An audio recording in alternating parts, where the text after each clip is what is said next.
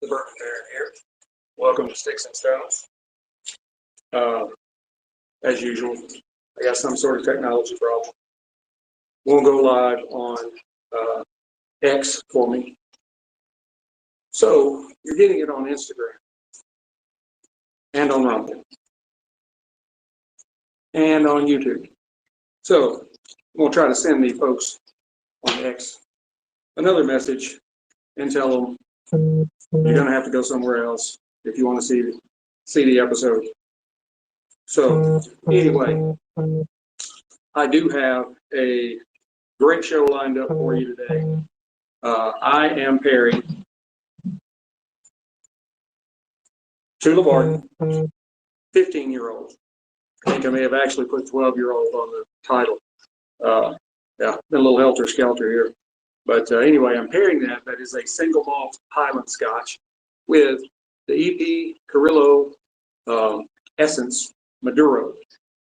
So I'm also trying to get the TV working here too. You know, I'm constantly multitasking, even though they say you technically can't multitask. I don't know. I do a pretty good job of not doing it, I guess then, because I'm constantly doing it, working way more things than I should be. But anyway, we're gonna get fired off here. It is a great show. If you watched my other podcast yesterday, I did this. This is my test pairing. So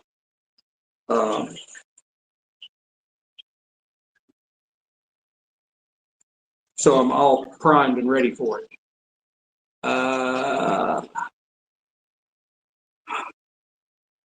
Yeah, it's constantly problems. Constantly problems. I don't have time for it. Okay.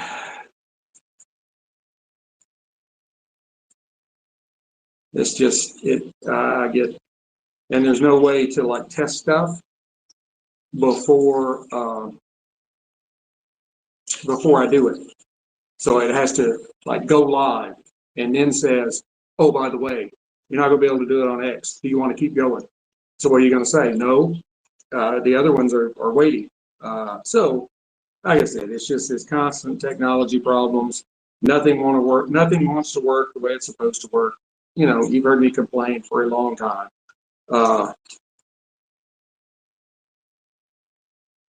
At Rumble, YouTube, I think that's it. Rumble and YouTube. Yeah. So hopefully everybody doesn't just walk away and be like, oh, F this. He's rattling on too much about his technology problems, but I just got to get this fixed before I go. So, all right, there we go. Should be good. We'll see. Welcome to this edition of Sticks and Stones. I am your host, the lovable Bourbon Baron, one of my aliases. I have become a fan of E.P. Carrillo here of late. I hadn't really tried them that much until they started coming out with, you had like the Pledge and the La Historia and, those. And so I started trying them and I'm like, man, these are some good cigars. I wanted to get some more of these. So I did. And this is one that popped up. But we'll start with we don't want to start with the cigar. We won't start with this. We won't start with Tullibardine. Tullibardine there's been distillation going on there, or brewing, started in like 1488. And there for a while, here recently, it was shut down. But in 2003, they fired back up again. And this particular spirit is one of the best, most well-aged releases that they've ever had. It was wonderful yesterday. And it was matured entirely in first fill bourbon casks. There's going to be, I know, lots of like creamy and honeyness kind of thing going on. But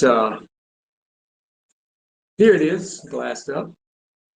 It's a nice, beautiful golden color, kind of a medium golden color. It's not light, it's not real heavy and dark.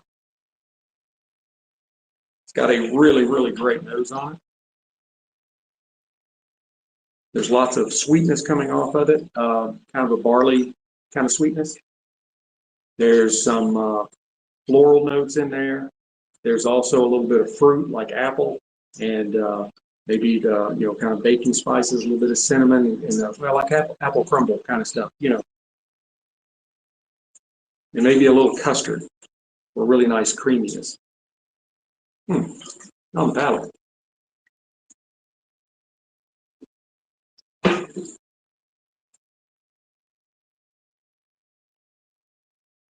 You do get lots of kind of honeyed malt. You're getting a really good sweetness with the maltiness of the barley mixed in there together. There's some again like creamy kind of custard. I think over there they would call it porridge. But then there's also some like some mixed berries. Can't really pick out that it's one particular berry, but just kind of those berry fruits. And a little bit of a really nice like sponge cake that's a little damp. I love that. It's really awesome. The finish, I get something along the lines of maybe caramelized nuts, maybe a little bit of toffee kind of thing. There's also a little bit of spicy oak and maybe a little bit of tropical fruit on the finish. Something like a mango. It's not a real pungent like a pineapple, but really delicate.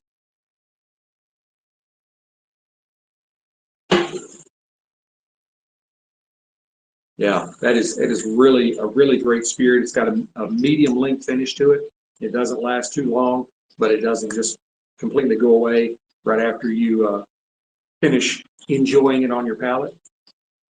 I've really become a fan, like I said, of the E.P. Carrillos of Tullibardine. I think I've got like 4 bottles of Tullibardine right now of their various offerings, and it's a really good spirit and it's really economical. For a single malt 15-year-old, you're talking. I think I spent like $70-$80, I think, something like that. So not bad at all. But now the E.P. Carrillo, this is the Essence, and it is as it says, it's a Maduro. This is the newest addition to the E.P. Carrillo line, and it kind of explores the importance of the wrapper. Excuse me, in a cigar blend. Wrapper, even though that's only one leaf that cloaks the outside of it, and you got all the leaves that are inside of it, the wrapper does play a very critical part in the enjoyment of a cigar. This is a medium-bodied cigar with, it has a Honduran binder wrapped around Nicaraguan long fillers with, my favorite, Mexican San Andrés wrapper. I love the San Andrés. Now they call this a Robusto. I might be able to take them on their word on the length, but that's really thin to be a 50 on the ring gauge, and I'm almost thinking more like 48, close, but still. But visually, it is a beautiful stick that is just a really, really dark chocolate brown. It has minimal to moderate veining. There are a couple of veins that are pretty pronounced, and there's some that are almost invisible. It does have visible seams, but they are very tight, and it's a very well put together cigar. And it has a really large, you can pick up that line there, right about there, double cap. So I'm going to go ahead and we're going to explore this stick. On the nose,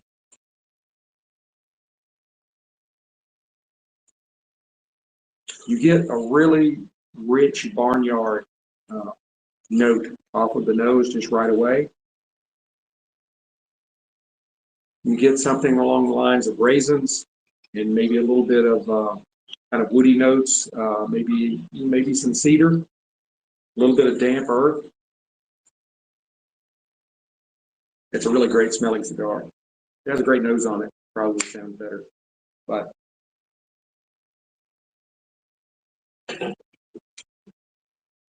It's been so cold here lately, my fingers aren't even working right, even though it's 60 right now. Not my best V cut, but it's okay. On the cold draw.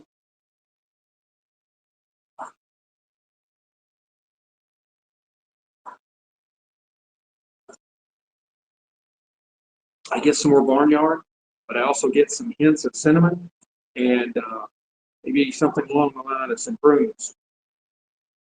We don't really want what goes along with the prunes, but you know, you got the kind of the taste of prunes. So it's something along the lines of a raisin. All right, let's go ahead and get this stick fired up. Oh, not my microphone. Sorry, it's a professional operation, can't you tell? I would say it's my production crew, but I am the production crew.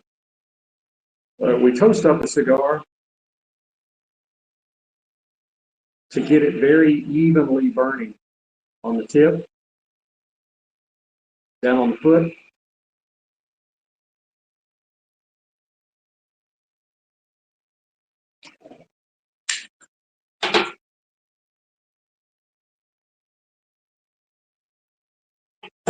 That way you are really getting the most enjoyment out of all of the different leaves that are in there. And then that also helps with the burn as you continue to partake in your cigar. It does help keep it even.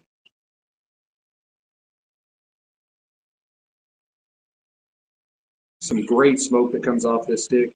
To be as small as it is, it's a really good smoke producer.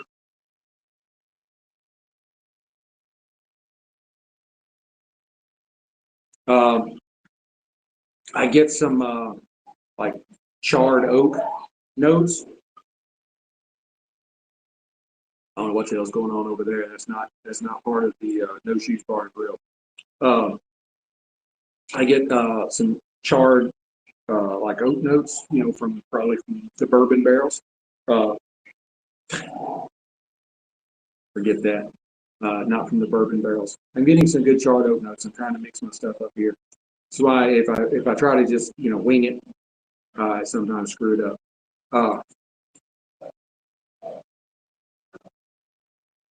But you also get some hints of chocolate, which is kind of indicative of the Mexican San Andrés. There's some really good chocolate notes on just about every San Andrés leaf I've smoked.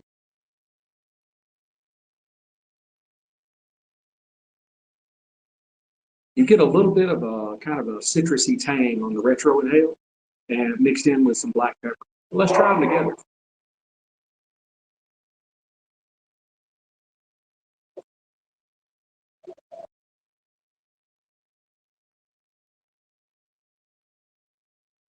The mouthfeel of the spirit, along with its kind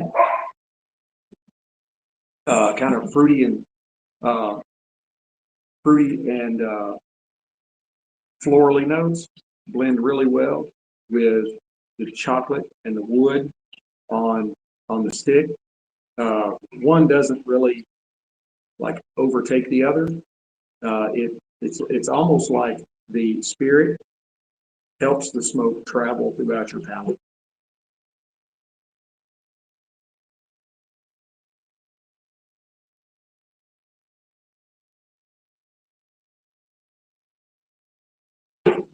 Blowing the smoke in the glass really doesn't do anything.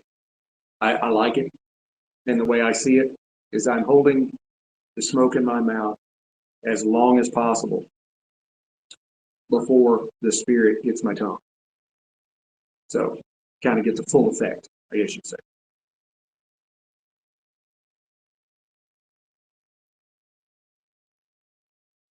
And the kind of the caramelized nuts on the finish mix really well with the chocolatey off the spirit. I know I'm just kind of wandering all over the place. It's been kind of a rough week. That's about all I can say. Yeah. That's all I can say. I can tell you, I got in, when I got these, I also got some of the Macanudo emissaries. I'm really excited to try those. But I was going to start off with this one. I'm also starting to kind of get close to the 650 cigar limit in my cigar cabinet. I've got, I think, 6 boxes on the bottom, in the bottom drawer. And then the other 2 drawers probably have 50 to 75 in each of those, just individual, mostly, 5-pack, whatever's left over from 5 packs. I try to buy 5 packs, especially on things I haven't tried before. I don't want to commit to a full box and don't want to try and go pay, the single stick price. And you can usually, a lot of cigars, you can pick up 5-pack, whether it's, Cigars International, Thompson, JR Cigars, all those places. You can find 5 packs of most things. Occasionally you have to go and buy an individual stick, but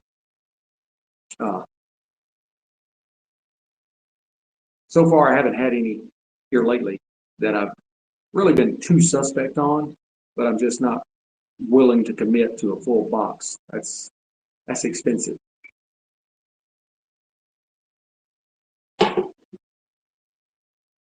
And this is a very mellow smoke. It is a really wonderful spirit that's got a nice mouthfeel to it. It doesn't have a tremendous amount of alcohol burn to it. Yeah, these do very well together. Very well.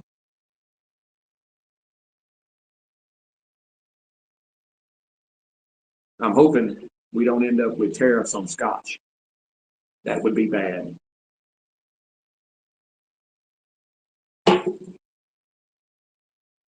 Considering that's the only place you can get it.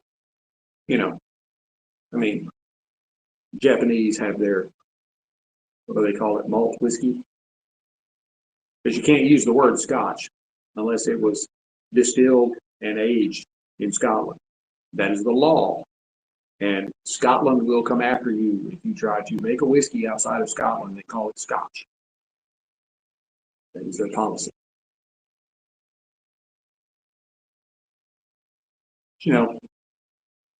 It's like you've got American whiskey, you've got Texas whiskey, you've got Tennessee whiskey, and of course all of these can have bourbon too. They just can't have Kentucky bourbon unless you got Kentucky bourbon.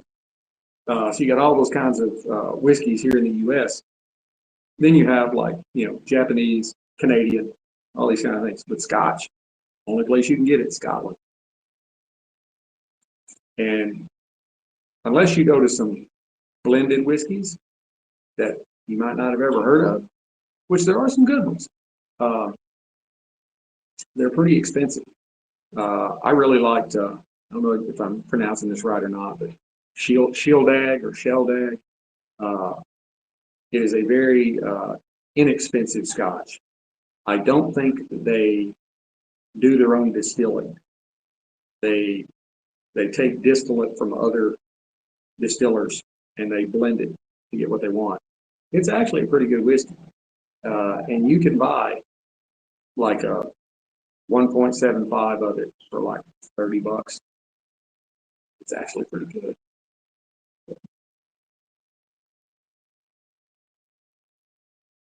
Yeah, I think I have a few people out there. If you're just checking in, we have the E.P. Carrillo Essence, a Robusto that I don't really think is a Robusto. It's rather thin on the ring gauge for my cigar measuring skills. But I think maybe a 48, 49, something like that. It's close. But it's a really good stick. It's got a Mexican San Andrés wrapper on it. It's got some great charred wood notes in it with some hints of chocolate. And then you've got the Tullibardine 15-year-old single malt Scotch that has some really great sweeter notes and florally notes on it.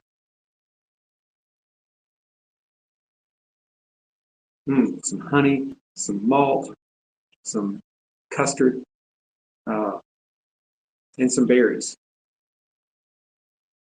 Maybe a little bit of sponge cake. Love cake.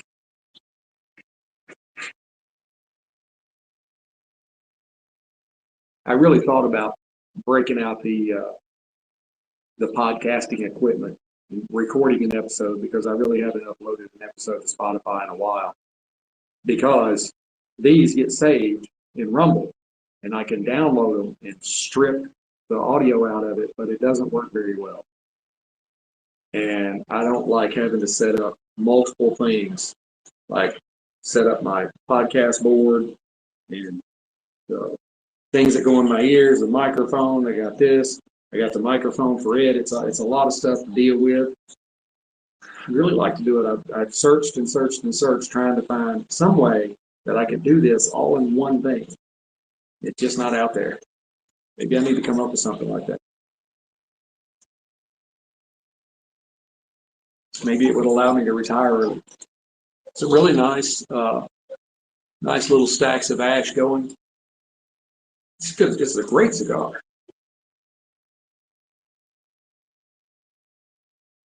One that I am highly anticipating is the new aging room, Bohemian or Bohemia. I can't remember if there's an N on the end of it or not. I think there is. But my buddy Rafael Nodal, he keeps posting his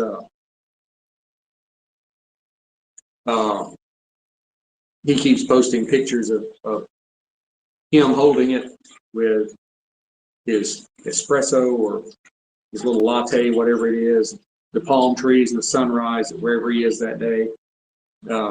He's really been doing a great job of it, and he's just taking pictures and posting them on social media. It's free. Great advertising. I can't wait till I see it. Every time I go to the cigar shop, I'm looking, see if it's there.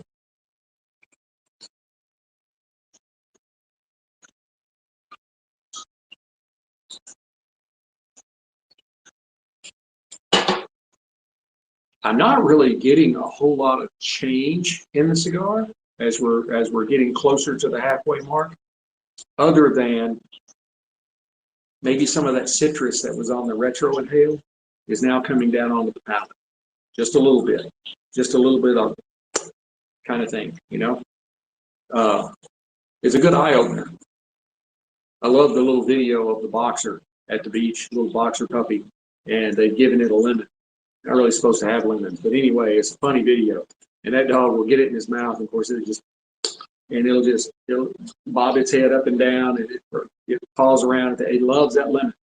And the person that's recording the video is just laughing their tail off. I love that little video. It's cool. Anyway.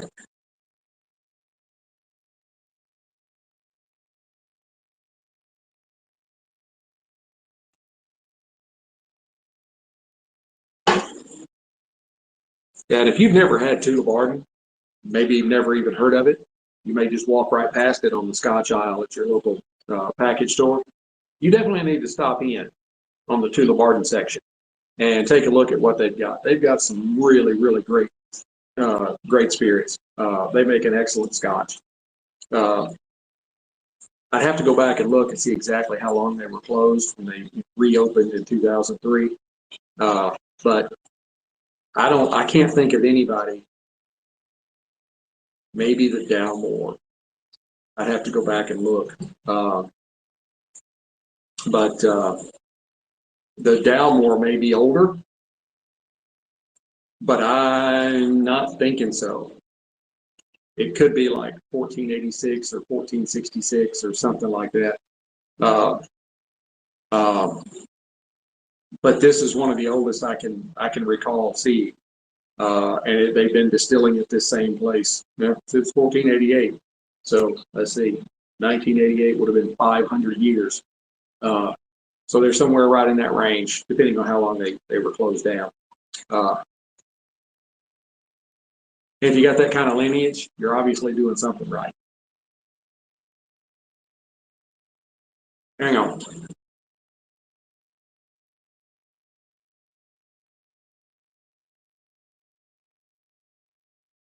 My wife has, Mrs. Dixon Stones has our princess, Sadie, out at the woods. It's a park that's just like, it's all woods, and they cut trails through it, but that's all they do. They don't clean anything up. There's, you know, it's just nature. There's hardly ever anybody out there, and so she'll take Sadie out, and she'll just take a walk through the woods, and she'll let Sadie off her leash and let her run. She don't go very far. She's a lab. She's got to stay with her pack. And every so often she'll look back and be like, "Hey, are you back there?" And if you're not, she'll come back, try and find you. She didn't go far.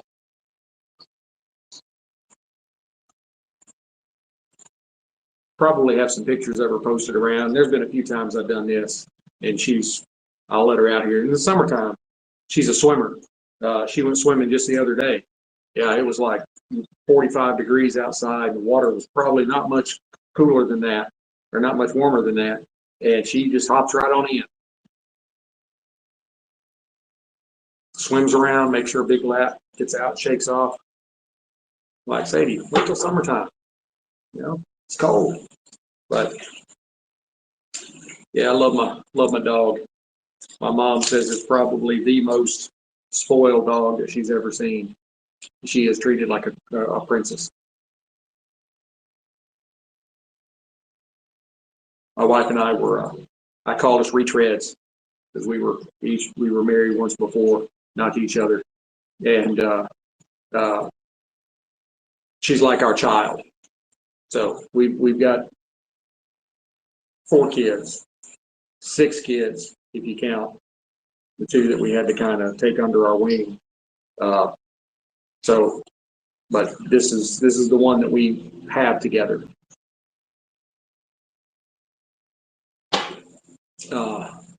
And we have them from 36 to 14. And then you have Sadie, who's 4, which is 28 in dog years. So, she'll be 5. I believe she's going to be 5 in April. That's 35.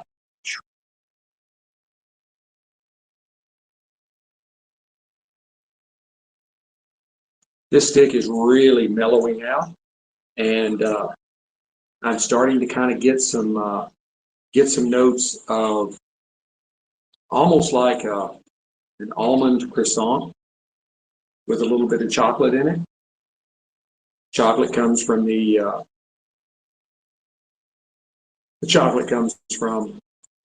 San Andrés wrapper. Man, it's a really nice transition, and it really bodes well blended with this Scotch that has so many sweet and floral notes on it. I am a Highland Speyside guy. I know I've never had a Campbellton, however they say it. It's spelled Campbelltown, one word. I don't know that I've had a Lowland. I need to dig into and pull out some of those, because I think there's can't remember the name right now, but there's some Lowlands out there. And then you have the Islays, which is what a lot of the purist Scotch drinkers really like. That's not me. I'm a low smoke, low peat guy. I don't mind a little smoke, a little peat, something like a Johnny Walker 15-year-old, which is a blended Scotch. But like Lagavulin, everybody's been crazy about it.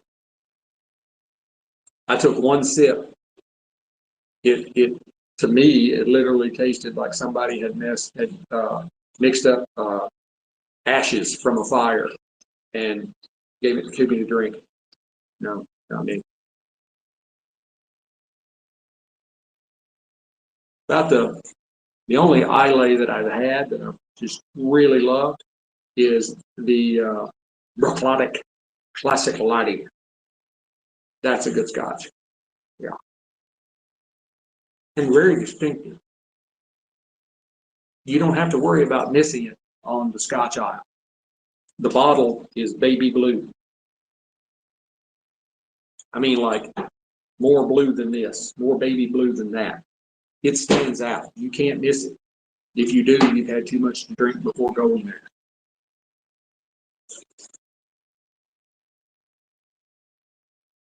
But yeah, it's a great Scotch to come from Islay. It does have some smoke and peat in it, but it's a very subtle smoky and peatiness. And if you watch I think it may have been on Vizio, the Vizio, I don't know what you call it, channel, app, whatever. It was something like Scotch, the Golden Drink, or something like that. And it is a documentary about the master distiller that they brought out of retirement to resurrect the Bruichladdich name. I don't think it was really the Bruichladdich name. I think it was the distillery that they were opening back up, and it was becoming Bruichladdich. It's been a while since I've watched it. But it's kind of his journey through making this spirit. And the Classic Laddie was the first one that they launched, and it shot right to the top at the the various world liquor competitions and stuff. And at the end of it, he's at the distillery, but he's sitting out on a bench by the water, and he's retiring again. He was, at that time, like 75, and he was retired then for a couple of more years. And the last I heard, he was back in the Scotch business. He started his first job in the Scotch business at 14.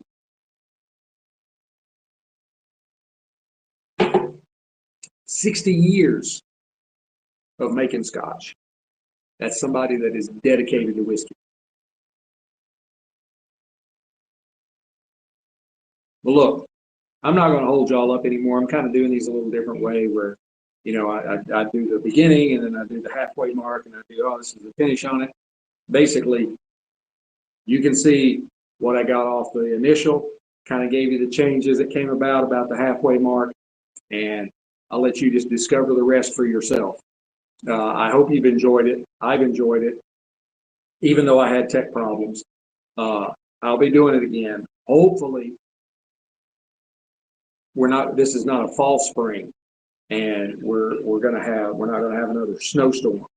Snowstorm, it was more just like cold. It snowed a little bit, not a lot.